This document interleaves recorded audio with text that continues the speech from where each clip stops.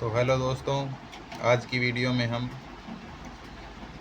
प्राचीन भारतीय राजनीति बुक का सेकंड चैप्टर कंप्लीट करने वाले हैं, जो कि इग्नू की है।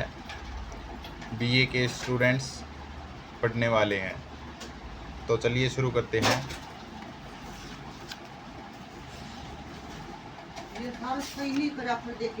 तो चलिए शुरू करते हैं इस चैप्टर को।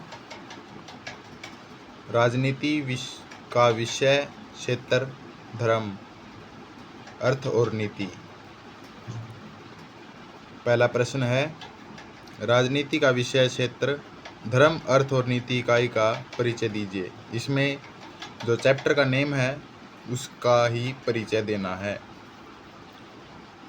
प्राचीन भारत में प्रारंभिक काल से ही राजनीति संबंधी अवधारणा विद्यमान थी। जो पुराने समय से ही, प्राचीन काल से ही भारत के अंदर राजनीति संबंधी अवधारणा विद्यमान थी। न केवल अवधारणा विद्यमान थी, अपितु सुव्यवस्थित राजनीतिक सिद्धांतों की स्थापना की गई थी।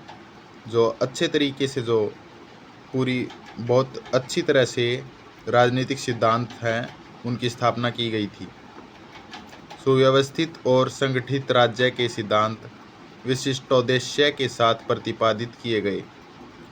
सुव्यवस्थित और जो संगठित, जो एक साथ जुड़े हुए राज्य जिनका आपस में संगठन स्थापित हो, वे राज्य के सिद्धांत विशिष्ट मतलब अनेकों उद्देश्य के साथ बनाए गए, स्थापित किए गए थे। विविध राजनीतिक ग्रंथों में उल्लेख किया गया है कि अराजकता अर्थात मात्स्य न्याय से मुक्त होकर समाज में धर्म युक्त, नीति युक्त व्यवहार को सुनिश्चित करने के लिए राजनीतिक सिद्धांतों की स्थापना की आवश्यकता हुई। Doctor P V. काणे ने राज्य के उद्देश्यों अथवा ध्येय की चर्चा की है। जो प्रसिद्ध डॉक्टर रहे हैं पी.वी. काणे ने जो राज्य है, राज्य का जो पॉलिटिकल साइंस में जो राज्य का अभिप्राय होता है, राज्य शब्द का प्रयोग किया जाता है, उसका अर्थ जो होता है किसी पर्टिकुलर कंट्री से होता है। राज्य यहाँ पर उद्देश्य और उसके ध्येय की चर्चा की गई है। उन्होंने यूरोपीय राजनीतिक विद्वानों के द्वारा स्थापित राज्य या राजनीतिक विचारों के विविध उद्देश्य बताए। जो डॉक्टर पी.वी. काणे ने है, उन्होंने जो यूरोपीय राजनीतिक जो विद्वान रहे हैं, उनके द्वारा स्थापित राज्य या राजनीतिक विचारों के विविध उद्देश्य बताए हैं। तथा प्लेटो और अरस्तु ने नागरिकों के उत्तम जीवन का स्तर है, उसको राज्य का प्रमुख उद्देश्य माना है। इस संदर्भ में काणे महोदय ने अपना विचार भी उद्धृत किया कि राज्य का जो ध्येय है, राष्ट्रीय समर्थताओं का विकास, राष्ट्रीय जीवन में उत्थान और राष्ट्र की संपूर्णता होना चाहिए। राज्य के ध्येय के विषय में विभिन्न प्राचीन राजनीतिक शास्त्रीय ग्रंथों में पृथक रूप से उल्लेख नहीं मिलता। इसका जो अलग प्रकार से इसको कोई जगह नहीं मिलती है। लेकिन राजनीति से संबंधित विभिन्न सिद्धांतों से ये संकेत मिलते हैं कि प्राचीन भारतीय संदर्भ में राज्य के ध्येय को समझने के लिए भारतीय जीवन दर्शन को समझना आवश्यक है। भारतीय दर्शन की एक महत्वपूर्ण अवधारणा पुरुषार्थ चतुष्टय है। चतुष्टय जो है, यहाँ पर 4 चीज़ों से बना है: धर्म, अर्थ, काम और मोक्ष। इस अवधारणा के आधार पर स्थापित किया गया कि मानव जीवन का अंतिम लक्ष्य जो है मोक्ष होता है। जो सनातन वैदिक परंपरा है, उसमें मोक्ष की कामना की जाती है निरंतर। जो सनातन को मानने वाले, जो उसके अनुयायी होते हैं, वे अपने जीवन में जो जीवन जीते हैं, उससे परमात्मा से मोक्ष की प्राप्ति के लिए विनती करते रहते हैं। मोक्ष का अर्थ है जीवन मरण से छुटकारा। प्रथम 3 धर्म, अर्थ और काम इस अंतिम लक्ष्य तक पहुंचने के साधन है। अंतिम लक्ष्य जो है मोक्ष है। धर्म, अर्थ और काम मोक्ष तक पहुंचने के साधन हैं। यद्यपि राजधर्म अथवा राजनीतिक व्यवहार साक्षात लौकिक व्यवहार से संबद्ध है, राजनीतिक व्यवहार और लौकिक व्यवहार से संबंध है, जुड़े हुए हैं, तदपि मोक्ष का साधन भी बनता है। रामरतन और रुचि त्यागी ने अपनी पुस्तक में कौटिल्यार्थ शास्त्र के प्रमुख उद्देश्यों को स्पष्ट करते हुए कहा कि कौटिल्य मानव जीवन में धर्म का अर्थ यहाँ पर है नैतिक मूल्य, अर्थ आर्थिक कल्याण और काम भौतिक वस्तुपरक आनंद और मोक्ष अनासक्ति पूर्वक त्याग को स्थापित करना चाहते थे। इस कथन से स्पष्ट है कि राज्य का सर्वविध कल्याण और प्रगति ही वास्तविक मोक्ष की प्राप्ति का साधन है, अथवा अन्य शब्दों में अंतिम लक्ष्य मोक्ष को ध्यान में रखकर ही राजव्यवस्था का निर्धारण होना अपेक्षित है। राजतंत्र को धर्म से जोड़कर भारतीय राजनीतिक चिंतकों ने यह प्रयास भी किया है कि राज्य व्यक्तिगत प्रतिष्ठा का मार्ग न बने। राज्य जो है सार्वजनिक होता है, किसी एक व्यक्ति की प्रतिष्ठा का मार्ग न बने, अपितु जन कल्याण रूपी उदात्त लक्ष्य की पूर्ति का साधन बने। जन कल्याण के लिए राज्य का मार्ग होता है। राजनीतिक विचारों का धर्म, अर्थ एवं नीति से संबंध क्या है? जो राजनीतिक विचार रहे हैं उनका धर्म, अर्थ और नीति से क्या संबंध है, अथवा राजनीतिक विचार का धर्म, अर्थ व नीति से संबंध स्पष्ट कीजिए। या फिर भारतीय राजनीति परंपरा में धर्म, अर्थ एवं नीति के योगदान का उल्लेख कीजिए। प्राचीन भारत में राजनीतिक सिद्धांतों का विकास धर्म के आने के रूप में हुआ। भारतीय विचार में धर्म एक व्यापक शब्द है। व्यापक एक फैला हुआ, मतलब इसका अर्थ बहुत फैला हुआ या बहुत लंबा अर्थ हो सकता है, मतलब विस्तृत है। हाँ, विस्तृत है। उसी कारण राजशास्त्रवेताओं ने राजनीति और धर्म को एक दूसरे से पृथक नहीं किया। जो इसका अर्थ भारतीय विचार में धर्म एक व्यापक शब्द है, इसका अर्थ फैला हुआ है ना, इसी कारण राजनीति और धर्म को एक दूसरे से पृथक अलग नहीं किया गया है। इसी कारण धर्मशास्त्र के ग्रंथों ने राज्य का विचार राजशास्त्र में नाम से किया गया है, अर्थात राजा का और प्रजा का पारस्परिक धर्म, राज्याभिषेक की विधि, राजाओं द्वारा यज्ञ करना, पुरोहितों की नियुक्ति, राजकुमारों के संस्कार आदि का वर्णन है। इन धार्मिक पुस्तकों में केवल यही नहीं बताया गया कि राजा और शासन को क्या करना चाहिए और क्या नहीं करना चाहिए, बल्कि मंत्री, पुरोहित, सेनापतियों, दूत, न्यायाधीश, कर्मचारी, सैनिकों के कर्तव्यों का वर्णन है। कर्तव्य और धर्म समानार्थक हैं। इस कारण भी राज्य संबंधी विचार धर्म से प्रेरित हैं। इसी कारण प्राचीन भारत में नैतिकता का समावेश रहा है और राजशास्त्र को नीति शास्त्र कहकर संबोधित किया गया है। राजशास्त्र और नीति शास्त्र परस्पर समानार्थी शब्द माने गए हैं। प्राचीन भारतीय मनीषियों ने कल्याणकारी राज्य की कल्पना की है। कल्याणकारी राज्य में सबकी खुशहाली से राज्य का वो मुख्य लक्ष्य होता है। सबकी खुशहाली, अमीर गरीब का कोई भेद ना हो, ना जाति सूचक कोई शब्द का प्रयोग हो या फिर किसी भी जाति को ऊंचा नीचा बताकर उसकी मान सम्मान कम करना या बढ़ाना ना हो। राजनीति केवल एक तंत्र नहीं है, अपितु यह एक ऐसा केंद्र है जिसमें धर्म सम्मिलित था। राजनीति में एक ऐसा केंद्र माना गया है जिसमें धर्म को भी शामिल किया गया है। राजनीति तंत्र के माध्यम से ही आचार व्यवहार और प्रायश्चित नियमों का पालन होता था। अतः स्वाभाविकतः प्राचीन विचारकों ने राजनीति को धर्म अर्थ और नीति के साथ संबद्ध किया। राजनीति तंत्र जो है उसका आचार व्यवहार और प्रायश्चित नियमों का पालन होता था। राजनीतिक तंत्र के ही माध्यम से सज़ा मिलती थी दोषियों को जो गलती करते थे। प्राचीन विचारकों ने भी राजनीति को धर्म अर्थ और नीति के साथ जोड़ा है।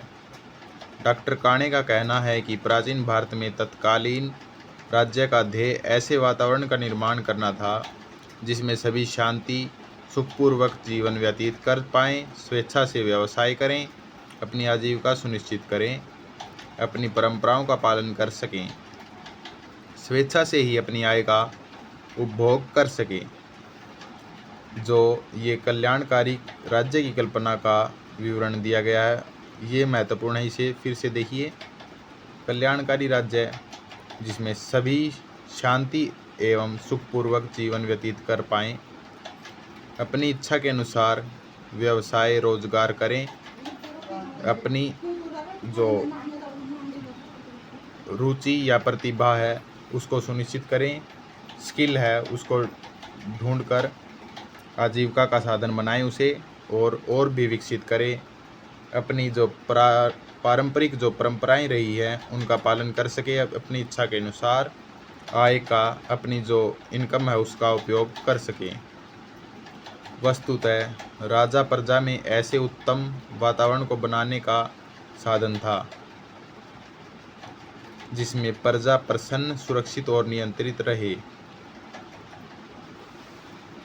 भारतीय मनीषियों ने राज्य के ध्येय के रूप में मोक्ष को मुख्य उद्देश्य माना है।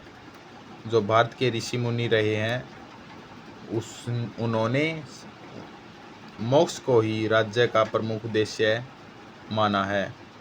कौटिल्य ने कहा कि राजा का दायित्व यह सुनिश्चित करना है कि प्रजा स्वधर्म से विमुख न हो, प्रजा अपने धर्म से विमुख न हो, प्रशासन द्वारा निर्मित नियमों का पालन हो, प्रशासन ने जो नियम बनाए हैं उनका प्रजा के द्वारा सुचारू रूप से पालन किया जाना चाहिए, वर्णाश्रम के नियमों का आचरण हो, निर्धारित नियमों का उल्लंघन करने वाला व्यक्ति दंडित हो, जो नियम बनाए गए हैं उनका जो उल्लंघन करेगा उसको सज़ा ज़रूर मिलनी चाहिए। ये राजा प्रशासनिक नियम बनाता था। इस प्रकार दायित्व पूर्ण करता हुआ राजा इहलोक और परलोक में आनंदित रहता था। इहलोक जो यहाँ जो जीवन पृथ्वी लोक है इसे इहलोक माना गया है और परलोक जो मृत्यु के उपरांत व्यक्ति स्वर्ग या नरक में जाता है उसे परलोक कहते हैं। परलोक में देवता होते हैं। इहलोक यानी पृथ्वी लोक, इसमें व्यक्ति कर्म करता है और परलोक में उसे जगह मिलती है। कामंदकीय नीतिसार एक सुख एवं शुक्र नीति में भी कल्याणकारी राज्य संचालन के उद्देश्य का निर्देश देते हुए उसे मोक्ष प्राप्ति का साधन बताया है। राजा न्याय नियमों का सम्यक पालन करते हुए त्रिवर्ण धर्म अर्थ और काम को साधता है। इसी विचार के परिणाम स्वरूप ही इस तंत्र के नाम भी धर्म अर्थ और नीति पर ही आधारित हैं। उम्मीद है आपको ये प्रश्न समझ आया होगा और चलिए अगले प्रश्न की ओर बढ़ते हैं। प्रश्न नंबर 3 है, राजनीति शास्त्र में धर्म की संकल्पना और संकल्पना के अर्थ एवं महत्व को स्पष्ट कीजिए। राजनीति शास्त्र में जो है धर्म की क्या संकल्पना है उसके अर्थ एवं महत्व को स्पष्ट करना है। इसका उत्तर है प्राचीन भारत की राजनीति में नैतिकता का समावेश रहा है। जो नैतिक कर्तव्य है उसका समावेश प्राचीन भारत की राजनीति में रहा है। राजशास्त्र को नीति शास्त्र कहकर संबोधित किया गया है। राजशास्त्र को ही नीति शास्त्र की संज्ञा दी गई है। धर्म की रक्षा राज्य का मुख्य दायित्व था। धर्म का अर्थ यहाँ पर किसी एक हिंदू मुस्लिम जैसे ईसाई इस धर्म से नहीं है, जो राज्य के धर्म यानी नैतिक कर्तव्य को धर्म से जोड़कर देखा जाता था। धर्म किसी एक धर्म का नहीं होता, बल्कि राजा द्वारा जो नैतिक कर्तव्य निर्धारित किए गए हैं नैतिकता के आधार पर, ना कि किसी दंड मिलने के दबाव में आकर जो व्यक्ति पालन करे उसे धर्म नहीं कहा जा सकता। नैतिक कर्तव्य, नैतिक मूल्य की प्राप्ति करना ही धर्म का अर्थ वहाँ पर देखा जाता था। धर्म और राजनीति विचार एक दूसरे से जुड़े हुए हैं। राजनीति और धर्म के पारस्परिक घनिष्ठ संबंध का आभास इसी तथ्य से हो जाता है कि जिन ग्रंथों को प्राचीन शास्त्रीय राजनीति के प्रमुख ग्रंथ माना जाता है वे धार्मिक एवं नैतिक दृष्टि से पर्याप्त महत्वपूर्ण हैं। जिन ग्रंथों को प्राचीन राजनीति शास्त्रीय राजनीति के प्रमुख ग्रंथ माना जाता है वे धार्मिक एवं नैतिक दृष्टि से पर्याप्त महत्वपूर्ण हैं। वेद, उपनिषद, स्मृतियाँ, महाभारत, रामायण, पुराण आदि साहित्यिक ग्रंथों का प्राचीन महत्व की राजनीति को समझने के लिए जितना महत्व है उससे भी अधिक महत्व धार्मिक एवं नैतिक दृष्टि से माना जाता है।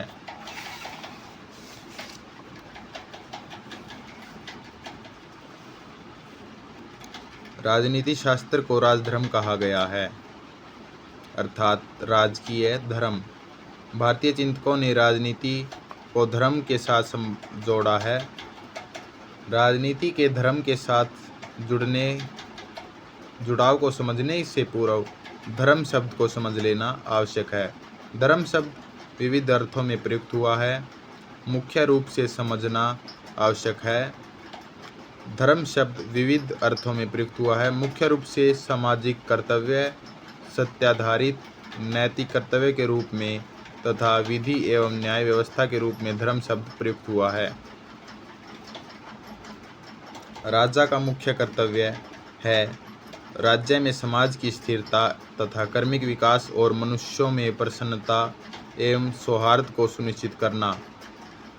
राजा का मुख्य कर्तव्य है कि मनुष्य जो है उनमें प्रसन्नता और सौहार्द भाईचारा को सुनिश्चित करना, उनका निरंतर विकास और राज्य में समाज की स्थिरता को सुनिश्चित करना। वह ही वस्तुतः धर्म का संस्थापक है। अतः वह अपना धर्म यानी कि दायित्व पूर्ण करे, यह सर्वाधिक महत्वपूर्ण है। इसलिए राजधर्म को सभी धर्मों का मूल कहा गया है। राजा के धर्म के रूप में उसके लिए विविध कर्तव्यों को राजधर्म में निबंध किया गया। शांति पर्व में राजधर्म को सभी धर्मों का सिरमौर कहा गया है। जन सामान्य अपने कल्याण, उत्तम वृष्टि, रुग्णता, प्रकोप आदि का उत्तरदायी राजा को ही मानते हैं।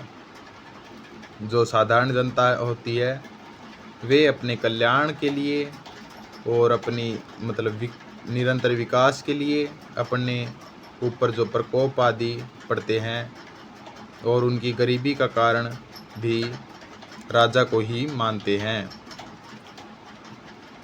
उद्योग पर्व यानी महाभारत में कहा है कि राजा अपने काल का निर्माता होता है, वही उस काल को देश का सुवर्ण काल यानी सुनहरा काल और कष्ट काल बनाता है। पीवी काणे का कहना है कि राजधर्म विश्व का सबसे बड़ा उद्देश्य था। इसके अंतर्गत आचार व्यवहार आदि सामाजिक विषयों का समावेश होता था। जो राजधर्म है उसके अनुसार ही आचार व्यवहार और सामाजिक विषय निर्धारित होते थे। इसी प्रकार अरस्तु की पॉलिटिक्स में भी मिलता है, जहां उत्तम व्यक्ति और उत्तम नागरिक के विषय को अत्यंत महत्वपूर्ण माना गया और इसका सुनिश्चय करना शासक का दायित्व माना गया। वस्तुतः शासन व्यवस्था को धर्म के साथ जोड़ने का उद्देश्य था। शासक के व्यक्तिगत आचार व्यवहार और सामाजिक संहिता को स्थापित करना, अर्थात शासक स्वयं उत्तम आचारशील हो। शासक का आचरण जो उत्तम होना चाहिए, जिसके लिए उसमें अपेक्षित विविध गुणों और योग्यताओं का निरूपण किया गया। वह प्रजा में उत्तम आचरण को स्थापित करवाए। इसी निमित्त प्राचीन भारतीय चिंतकों ने राजा के संरक्षणात्मक और संवर्धनात्मक दायित्वों का गंभीरता से निरूपण किया। राजा के जो संरक्षण करने योग्य दायित्व और संवर्धनात्मक दायित्वों का गंभीरता से निरूपण किया। राजकीय व्यवस्था एक धर्म आधारित व्यवस्था थी, अतः कौटिल्य शास्त्र में राजतंत्र के संचालक के रूप में राजा को राजश्री की संज्ञा दी गई। जो राजतंत्र का संचालन करेगा वही राजा राजश्री कहलाएगा। राजश्री की संज्ञा दी गई। तत्सम संबंधी विधानों को राजश्री वृत्तम के नाम से विवेचित किया गया। धर्म कहने का अभिप्राय ही है कि राजा निरंकुश नहीं, उसमें अपने स्वामित्व का अहंकार नहीं, बल्कि कर्तव्य का भाव रहे। और एतदर्थ संपूर्ण व्यवस्था पर धर्म अर्थात कर्तव्य पालन एवं नैतिकता का प्रभाव स्थापित कर दिया गया। जो राजा होता है उस पर अंकुश होना चाहिए और उसे अपने स्वामित्व यानी कि राजा होने का अहंकार बिल्कुल भी नहीं होना चाहिए, बल्कि कर्तव्य का भाव रहना चाहिए। इसी प्रकार संपूर्ण व्यवस्था पर धर्म अर्थात यानी कि कर्तव्य का पालन और नैतिकता का प्रभाव स्थापित किया गया। अगला प्रश्न है, राजनीति शास्त्र में अर्थ पर संक्षिप्त टिप्पणी या नोट लिखिए। या फिर राजनीति शास्त्र में अर्थ से क्या अभिप्राय है। राजकीय व्यवस्था को अर्थ शब्द से जोड़ा गया है। शासकीय व्यवस्था से संबंधित ग्रंथ को अर्थशास्त्र नाम दिया गया। वर्तमान संदर्भ में अर्थ यानी अर्थ शब्द है। इसका संबंध सामान्यतः धन व इससे संबंधित क्षेत्र को धनवित्त यानी परिभाषित करता है। परंतु प्राचीन राजनीतिक संदर्भ में अर्थ केवल धन अथवा धन के क्षेत्र को ही नहीं, अपितु इससे कहीं अधिक विस्तृत अभिप्राय की ओर संकेत करता था। इसका वैज्ञानिक अभिप्राय राजनीति, प्रशासन, अर्थव्यवस्था, विधि एवं न्याय, अंतर्राज्यीय संबंधों के साथ सिद्धांत निरूपण से है। काणे महोदय ने महाभाष्य का उद्धरण प्रस्तुत किया, जहां गायों और फसल से भरपूर राज्य को अर्थवान कहा गया। काणे हैं, उन्होंने अर्थवान जो कहलाएगा उसको परिभाषित, जहाँ पे जिसके पास सबसे ज़्यादा गायें और फसल से भरपूर राज्य है वही अर्थवान राज्य कहलाएगा। अर्थवानयम देश उच्यते यास्मिन् गाव सस्यानि च वर्तन्ते। कौटिल्य शास्त्र में इसी भाव की पुष्टि अर्थ शब्द की व्याख्या करके की गई है। मनुष्यों की वृत्ति अर्थात आजीविका अर्थ है। जो मनुष्यों की वृत्ति है अर्थात आजीविका होती है वही अर्थ है। मनुष्यों से युक्त भूमि अर्थ है, अर्थात जहाँ मनुष्य का अस्तित्व है वहाँ भौतिक संपन्नता के लिए उसकी आजीविका आवश्यक है। जहाँ मनुष्य का जहाँ भी मानव रहता है और उसकी सामान्य जो ज़रूरतें होती है उसको पूरा करने के लिए आजीविका की आवश्यकता होती है। मनुष्यों से युक्त भूमि संपूर्ण समाज का प्रतीक है तथा उस भूमि अथवा पृथ्वी के लाभ और पालन के उपाय बताने वाला शास्त्र अर्थशास्त्र कहलाता है। के टी शाह ने अर्थशास्त्र को सामाजिक विज्ञान माना है। उनके अनुसार अर्थशास्त्र एक ऐसा विज्ञान है जो किसी व्यक्ति के अपने व्यक्तिगत हित और आनंद से जुड़ा हुआ नहीं है, किसी की पर्सनल प्रॉपर्टी या पर्सनल हैप्पीनेस से जुड़ा हुआ नहीं है।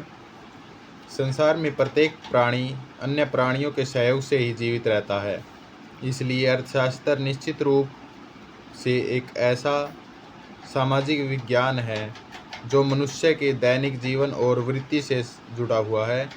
सामाजिक परिप्रेक्ष्य में देखें तो कौटिल्य प्रदत्त अर्थशास्त्र की परिभाषा से ज्ञात होता है। जो कौटिल्य ने अर्थशास्त्र की परिभाषा दी थी, उससे पता चलता है कि अर्थशास्त्र के दो उद्देश्य थे। पहला, शासक किस प्रकार अपने राज्य की रक्षा करे या उसका किस प्रकार पालन करे। राज्य की रक्षा का सीधा संबंध प्रशासन से है। दूसरा, राज्य किस प्रकार प्राप्त अथवा विकसित एवं संवर्धित किया जाए।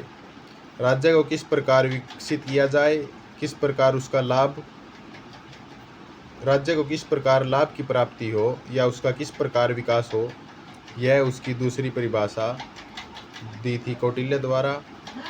राज्य के लाभ का संबंध अंतर्राज्यीय संबंधों अथवा सिद्धांतों से जुड़ा है। जो राज्य का संबंध है उसका अंतर्राज्यीय मतलब उसके अंदर, राज्य के अंदर जो जिस प्रकार संबंध है और उसके सिद्धांतों से जुड़ा है। राज्य के अंत प्रशासन यानी आंतरिक प्रशासन, जो राज्य के अंदर प्रशासन है, और अंतर्राज्यीय सिद्धांत, इन दोनों विषयों में राज्य के संपूर्ण क्रियाकलाप समाविष्ट हो जाते हैं। अर्थशास्त्र को राज्य के आंतरिक एवं बाह्य मामलों का विज्ञान कहा जा सकता है। अर्थशास्त्र में राज्य की संपूर्ण प्रकृतियों का प्रशासन व्यवस्था का अर्थशास्त्र का अंतर्राज्यीय संबंधों तथा विधि एवं न्याय विषयक सिद्धांत प्रस्तुत किए गए हैं। जो अर्थशास्त्र है उसे राज्य के आंतरिक और बाहरी और अंदरूनी और बाहरी मामलों का विज्ञान अर्थशास्त्र को कहा जा सकता है। अर्थशास्त्र में राज्य की संपूर्ण प्रकृतियों का प्रशासन होता है, किस प्रकार व्यवस्था होती है और उसके आंतरिक संबंध, अंदर के राज्यों से क्या संबंध है, विधि और न्याय आदि विषय सिद्धांत प्रस्तुत किए गए हैं। राजकीय व्यवस्था का संबंध अर्थ के साथ जोड़ने का अन्य कारण यह है कि राजनीतिक व्यवहार में आप धर्म का पालन आवश्यक हो जाता है, अर्थात जो सामान्य स्थितियों में जो व्यवस्था या व्यवहार अधर्म रूप यानी अनैतिक माने जाते हैं, आपातकाल में राज्य हित के लिए उन सिद्धांतों को अंगीकार यानी कि अपना लिया जाता है। कौटिल्य शास्त्र एवं महाभारत दोनों ग्रंथों में ऐसे उल्लेख मिलते हैं जो उपाय यानी या फिर जो विधि, जो कार्य धर्म की दृष्टि से गलत या कुटिल हैं, जिनको कदापि नहीं अपनाना चाहिए, परंतु शासकीय व्यवहार में राज्य हित में कुटिल नीति के रूप में अपनाए गए। जो राज्य की हित में जो शासकों द्वारा अपनाए गए यानी विदेश नीति यानी कुटिल नीति के रूप में अपनाए गए, तथा राजा बाह्य रूप से मधुर बनकर भीतर से कुटिल नीति का प्रयोग करे। सामान्य रूप में धर्मयुक्त व्यवहार किए जाने का विधान किया गया है, परंतु दुष्ट, अनैतिक और क्रूर लोगों से सरल अथवा धर्मयुक्त व्यवहार नहीं किया जा सकता।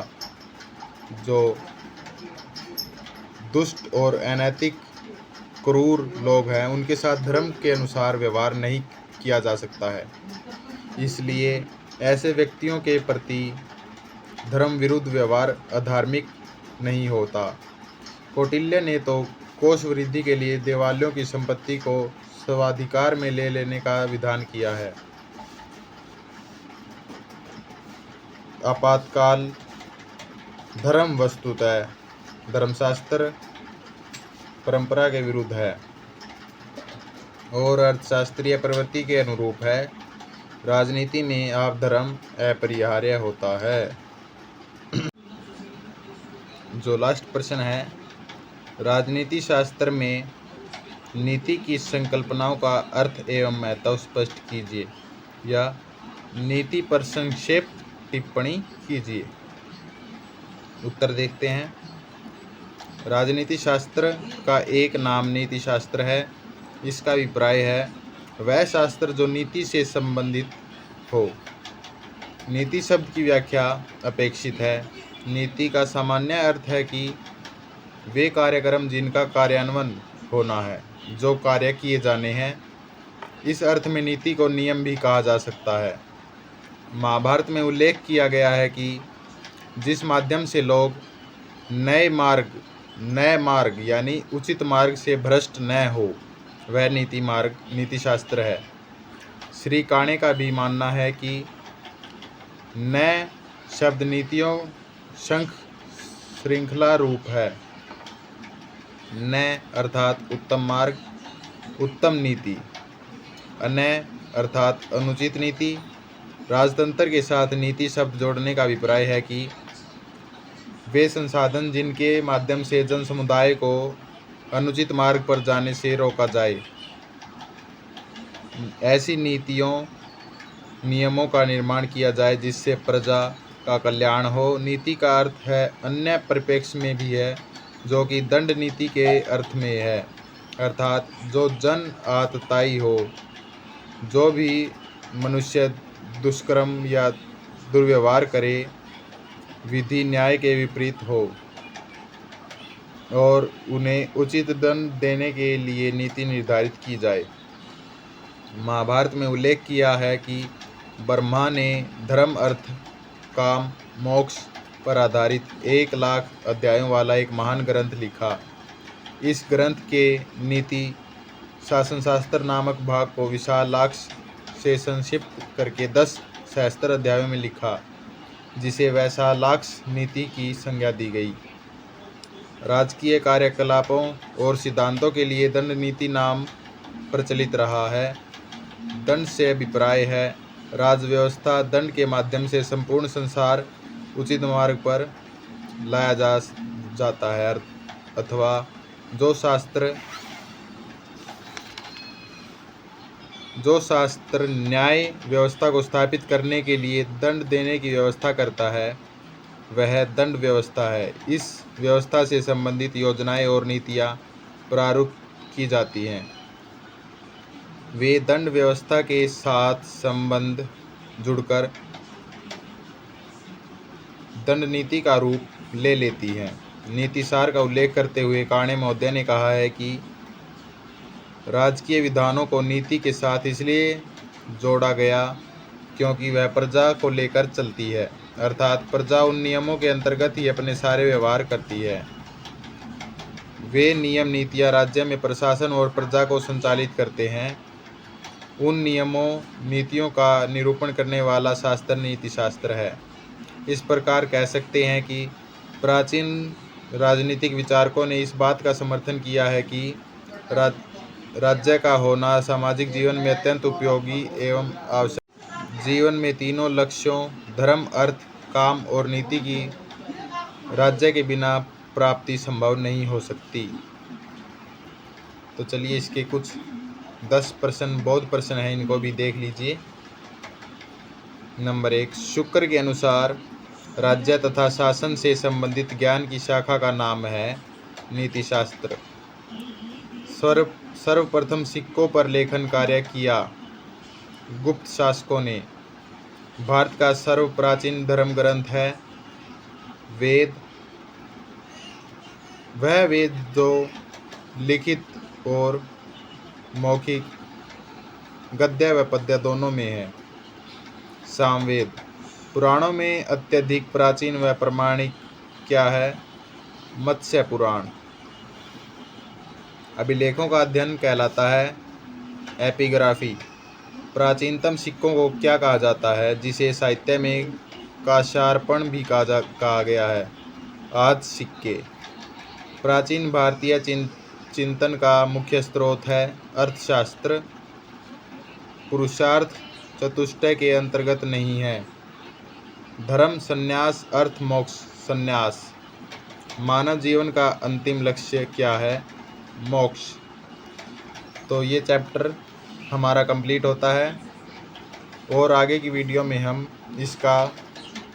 इस बुक का वैदिक राजनीतिक चिंतन जो कि चैप्टर 3 है इसको कंप्लीट करेंगे। आपको एक्सप्लेनेशन अच्छा लगा हो तो वीडियो को लाइक करें और हमसे जुड़ने के लिए चैनल को सब्सक्राइब करें। धन्यवाद।